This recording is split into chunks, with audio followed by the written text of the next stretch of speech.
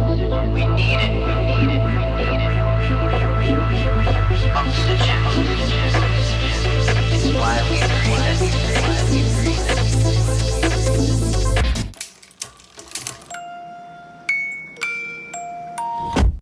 Hello, everyone. Welcome back to another episode of Small Biz Stories. That's right. And this week, as you know, every week the guests are just all fabulous. We have a local New Jersey photographer, Janet Joyner, and her business, it's an eponymous name, right? Janet Joyner Photography, so easy to remember.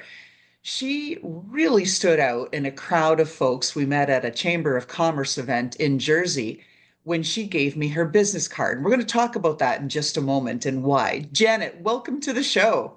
Thank you. Happy to be here. Well, I love being with other Jersey girls, right? I know everybody knows you can hear my accent. I'm, from Canada, right? We know all of that, but I've been in Jersey long enough that I get to hold the title Jersey girl. And so whenever I get the chance to meet other female founders, particularly in Jersey, I want to hear their story. And other people do too. So tell us your story. How did you get into photography? Because we know it wasn't the first thing you did in a career. No, it wasn't. I've always been an amateur photographer. I was always that annoying uh, family family person who, oh, it's time for pictures, and people would grumble. Of course, those same people now are saying, "Do you have that picture?" And so, but I've always loved it. Never thought I could make a career of it. Always loved children, so I became an elementary school teacher. And I taught when I first got out of school, and I had fun with the kids. I cooked with the kids. I sewed with the kids.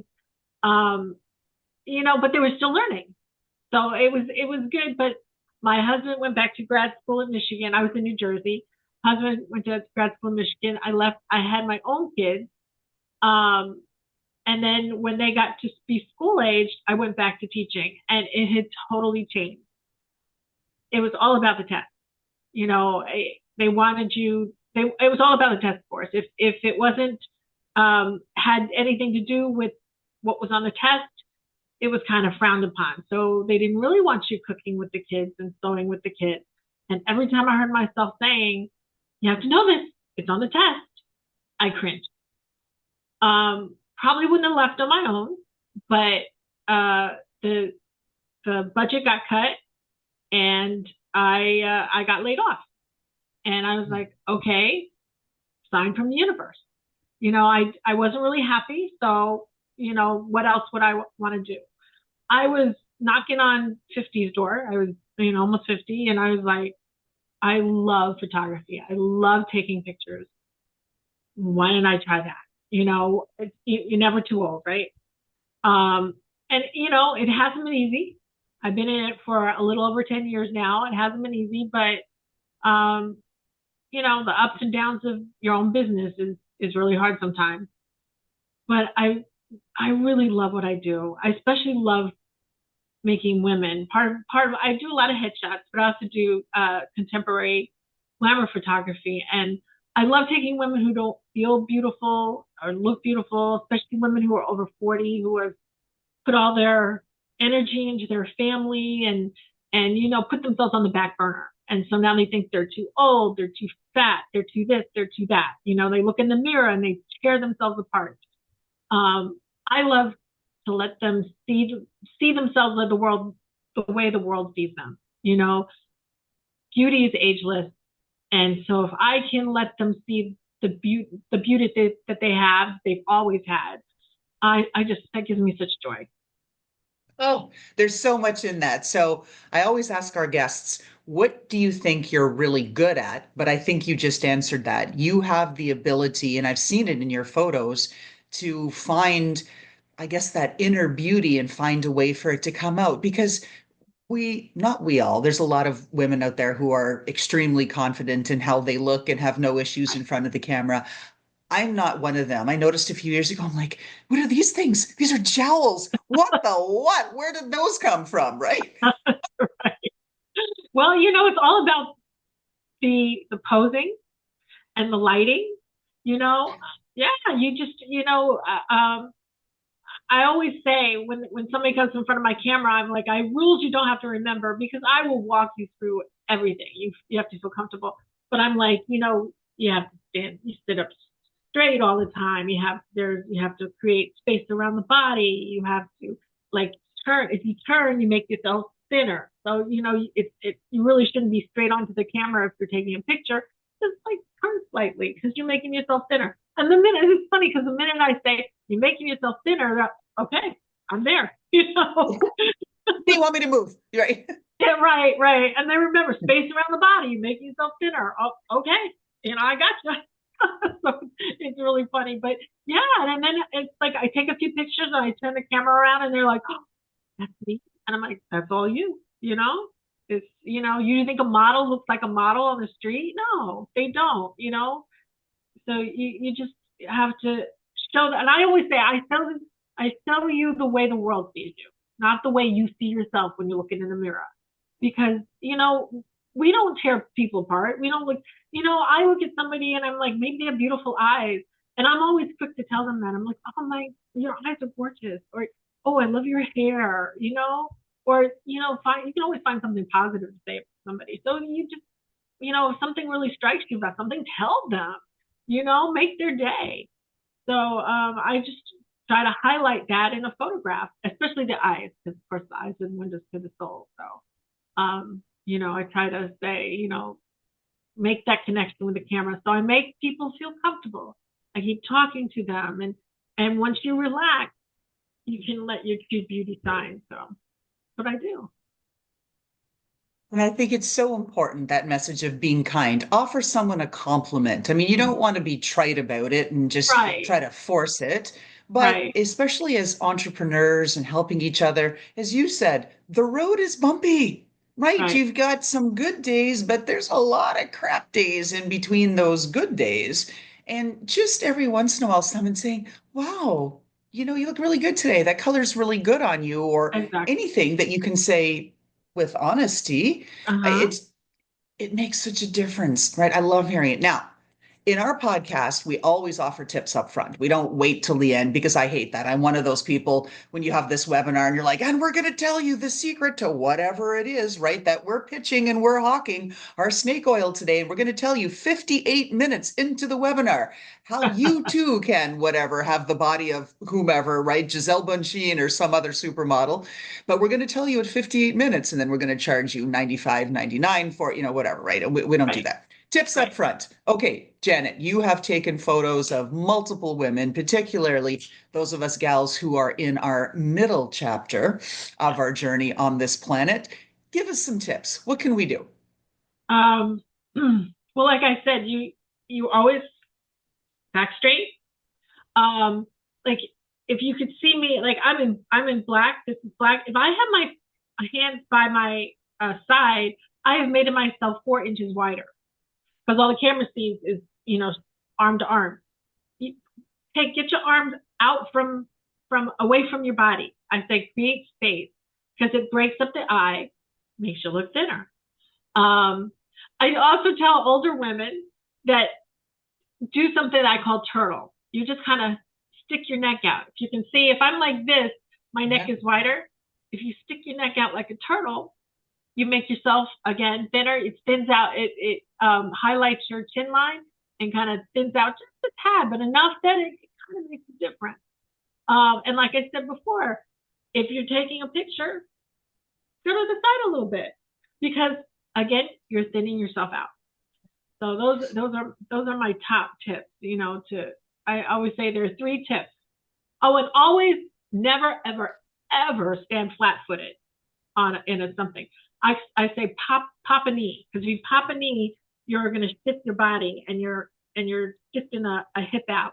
And of course, with women, it creates those curves and makes you look better.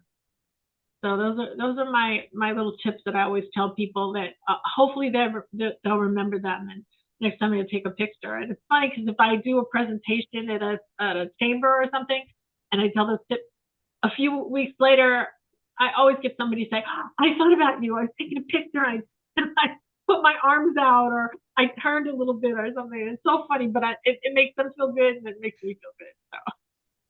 So. Oh, I love it. This is what we need, right? We all need these tips. I mean, I think this is excellent. Talk to us about the importance of a good photo with respect to where we are today, social media, having your presence online, particularly as somebody who's aging, maybe you're in between jobs, because we all know ageism is not a thing, right? And for those of us who can't see the video, I have air quotes. Ageism doesn't exist. Ha ha ha, right? Yeah. So what do we do? How do we move forward and present our best face forward in this very, very judgy world? Well, I think it's really important. Like I've seen some people, they love themselves in a picture and they were standing next to somebody else. I've never seen those pictures, and they try to crop themselves out to um to show that one picture, but it's so obvious that you're you're not, even if you take a selfie, don't take a selfie looking down at the camera. Like you have to put it high up, or even straight on, but even high up is better just because it makes you look better. So it's really important, especially today. A lot of people are doing Zooms, whatever. They're not. You're not meeting face to face. I love to meet face to face, but it seems like a lot of people just don't do that anymore. And so your headshot is what makes the difference. People are going to make those snap decisions now, looking at that headshot. So it's best to have a professional headshot. Because I will. I always say I don't take away your your wrinkles.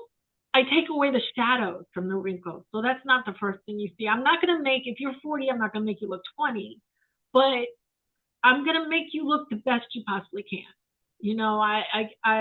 With lighting and with posing, and then with Photoshop. Like I said, I can lighten the wrinkles a little bit, just so you put your best foot forward. And like you said, ageism is a thing. So if they're going to look at a picture and you look old, you're telling on yourself, So, so it's That's best to have just a it. friend. Yeah, let me do my magic. See, and that's just it. I really think there is a lot of magic in who is behind the lens.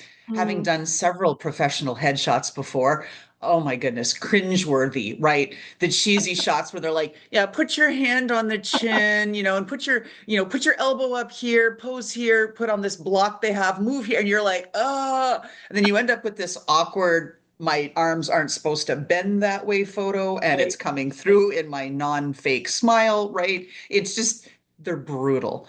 So, how do you get folks to calm down when they're taking a photo and they're nervous?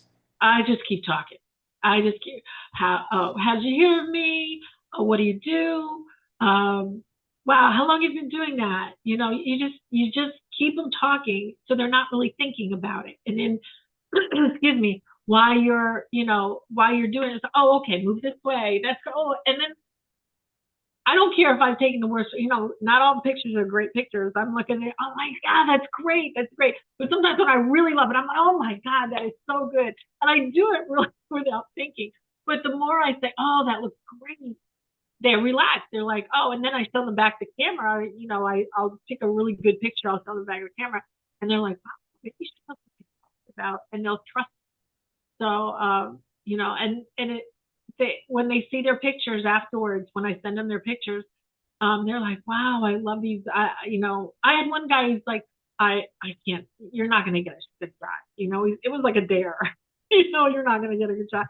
And when I sent him, these are the best pictures I ever took, or I've ever had. So, yeah, it's like, yeah, let me make you comfortable. When you're comfortable and you're relaxed, it'll show in the picture. It makes such a huge difference. And for the folks that are listening, sorry you're missing the video, image of it here, but I've got a business card from Janet and I'm showing it. And it's kind of like, I don't know how it's going to come through on the video, but there we go. What you see are a couple of things. One, you see a fabulous photo of Janet holding a camera. So what does this woman do for a living? Duh, she's a photographer. So that's number one. Number two, what I love about it is that it's a very simple name and font, Janet Joyner Photography. Yeah, got it. And my favorite part for old eyes, for people that still trade physical business cards, there is a giant phone number on it. So you can actually see it without finding and hunting down your cheater readers to figure out what's the freaking number? Like, how do I call her?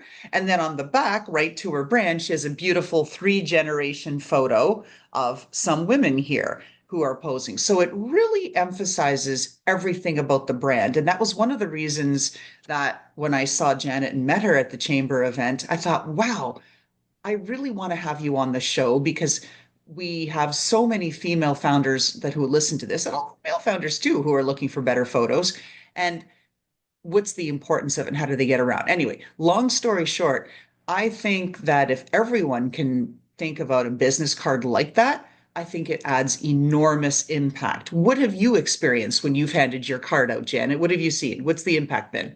Well, as you showed that card, you had one image on the back of the card. My cards have several images, I have at least 25 to 30 different images on the back of my card. So when somebody says, what do you do? I said, well, I'm a portrait photographer, but I'd rather show you than tell you. So I take out my card and I said, these are my business cards, but this is my work. And so I go through,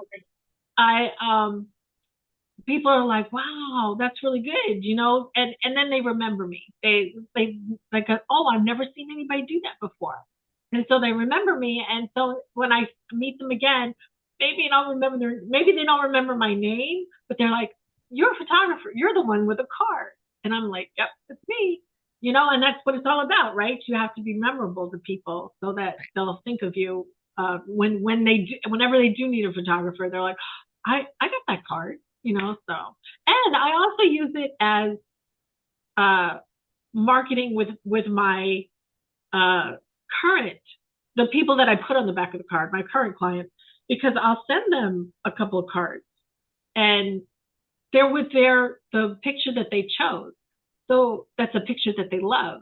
And so either they will keep that card, because who's going to throw out a card with a picture of themselves they really love?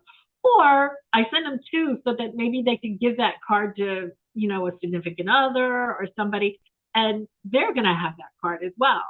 And they'll keep, I had a client whose husband had his wife's card in his wallet, and he was able to, pull it out when somebody needed a photographer because he had that card on it. So it's kind of twofold with marketing. Well, I think it's also a really, like I said, a very good tool and a tip that I wanted to share with our audience because it is getting increasingly hard to stand out in this world, right? Yeah. To get seen. Yeah. It's very, very difficult. There's all kinds of AI blockers now that block ads from vendors. When you're scrolling on your social media, you can easily scroll past a vendor. They flag it, oh, this is a vendor, right? A sponsored thing or whatever else. So you can scroll past it and pay no attention. Right. There are umpteen gazillion of everything, right? Photographers, marketeers, business consultants, authors, blah, blah, blah, right? Then there's the whole offshore thing.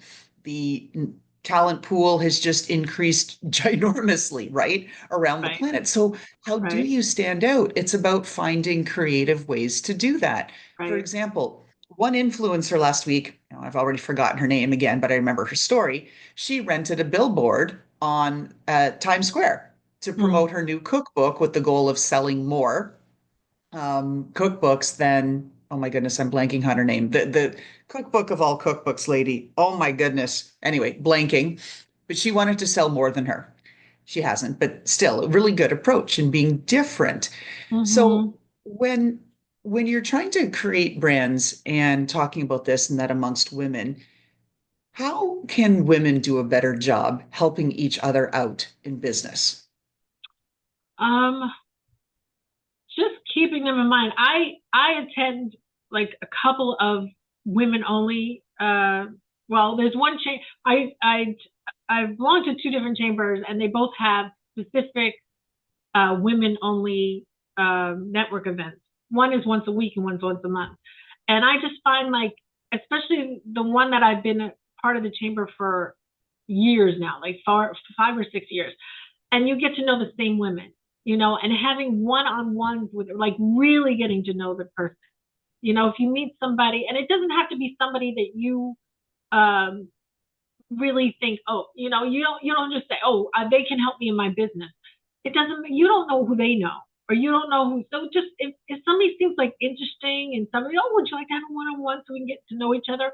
And I always say when I do that, when I'm having the one-on-one, you kind of end with, okay, how could I help you? Who are you looking for? So when I come across somebody who's looking for whatever, insurance or something, I'm like, oh, yeah, I have somebody who's really great, and I've talked to them, I've learned their path, I've gotten to know them, felt comfortable with them enough to trust them. Because you're not really going to recommend somebody that you've just met. You have to trust them. So the only way to trust them is to have, like get to know them, have one-on-ones with them, sit and talk with somebody. So I just think you just have to invest time with people, and it'll pay off in the end. I think that that's a message that has been lost in this Mm, post-pandemic era, right, that right. we were all accustomed to going to conferences, networking, all of this sort of stuff regularly. And then Hmm. everything went virtual and it sort of stayed virtual. And hybrid, I think, is a bit of a misnomer. Hybrid means, yeah, pretty much no one's going to show up or log into the video recording. And if they do log in, they're probably off doing laundry or walking the dog anyway, but they're logged in, right? Right. So we've lost that value.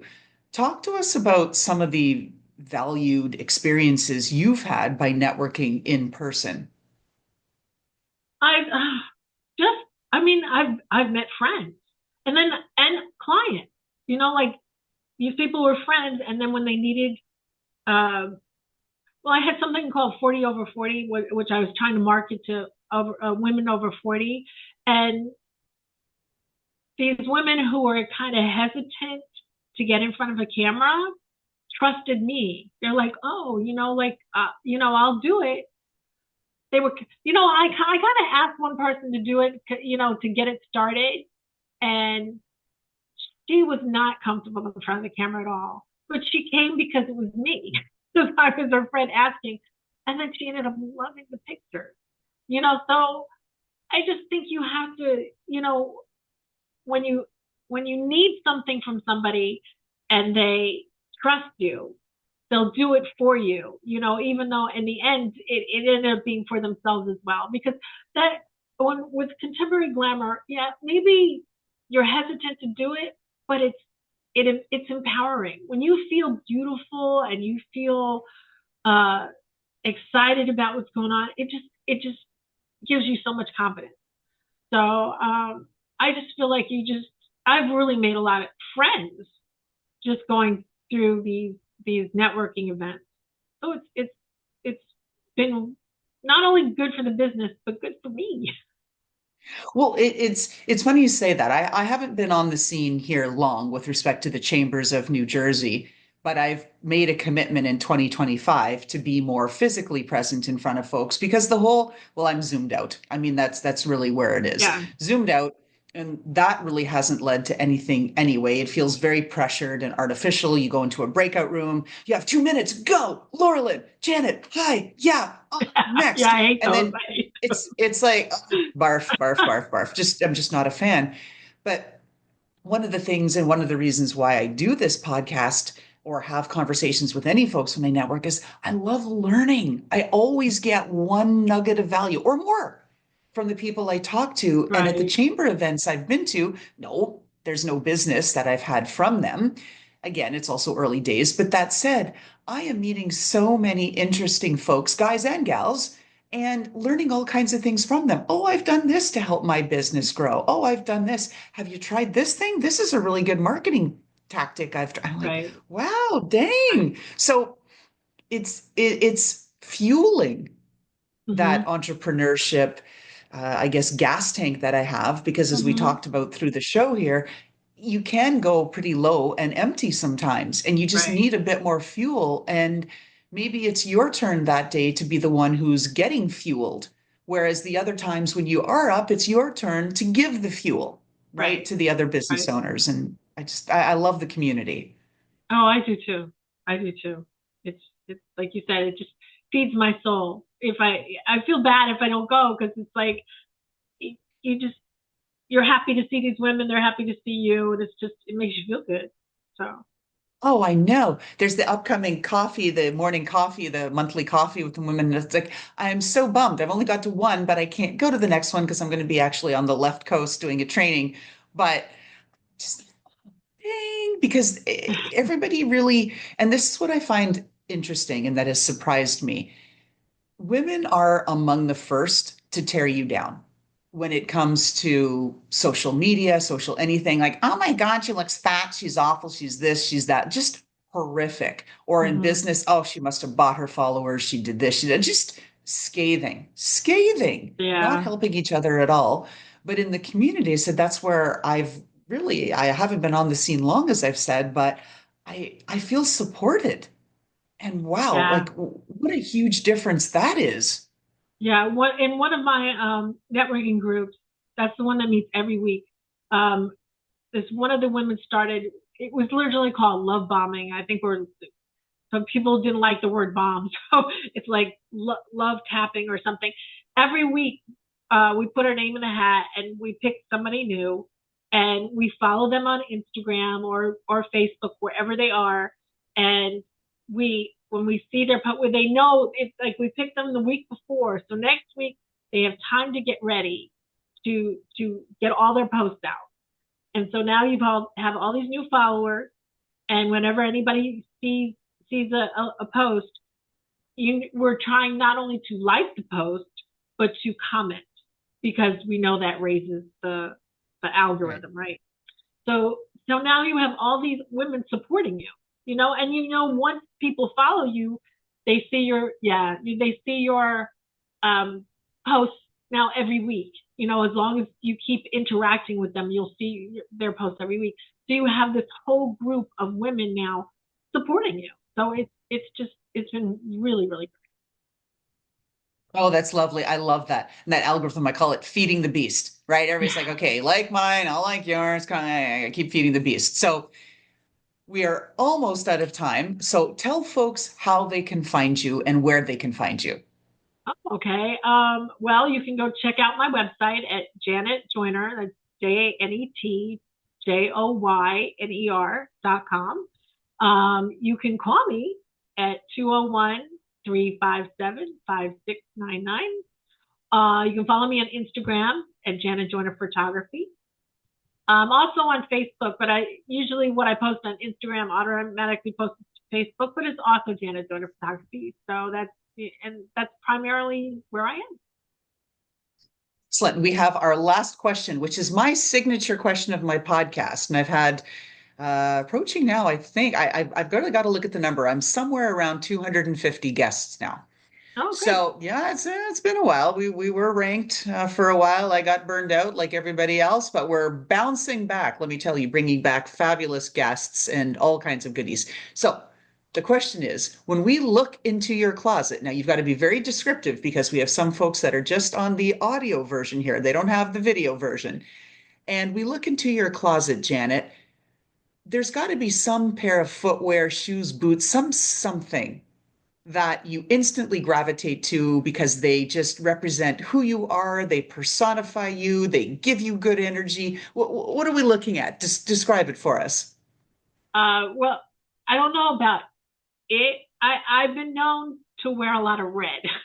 I didn't really realize that until somebody pointed out. It's like, you're always in red. Red makes me feel good. So you will see a lot of red tops, red cover-ups, not red pants, but just red scarves. That just I like red. So red makes me feel good, gives me a lot of energy. So that's what you'll see in my closet. You'll see a lot of red.